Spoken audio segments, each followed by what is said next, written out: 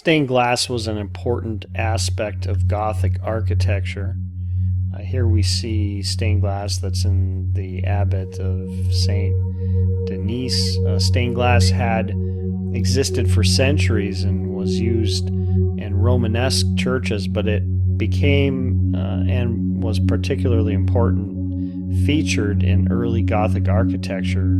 Abbot Suger commissioned stained glass windows for the Basilica of Saint Denis and filled the ambulatory and chapels with what he considered to be divine light. The stained glass windows of Saint Denis and other Gothic churches had a particularly intensive color because the glass was thicker and it used more color and pigment, and partly because the early windows were small and their light had more striking contrast with the dark interiors of the churches. The process of making the windows was described by the monk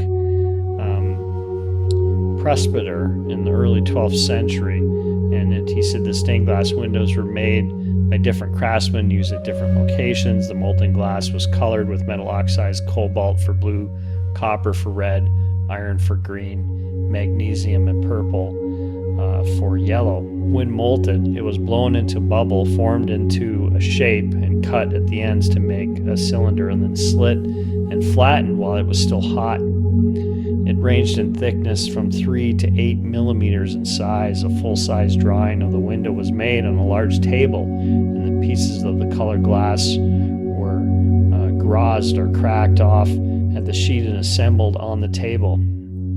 The details of the windows were then painted on enamel and then fired in a kiln. The glass pieces were then fitted into grooved pieces of lead, which were soldered together and sealed with putty to make them waterproof to complete the window. Here we see another example of early Gothic stained glass. Here's Jesus. This is from the 13th century. This one we see a greater example of the blue oxide and the various colors and the lead glass. Here you see various examples on the sidewall.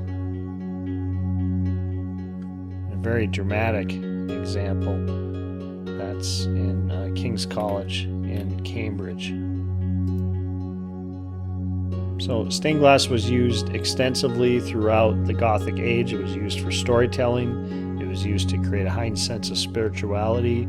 It was used to create a divine light flooding into the space, and it was a common motif of craftsmen during the early, even to late Gothic period.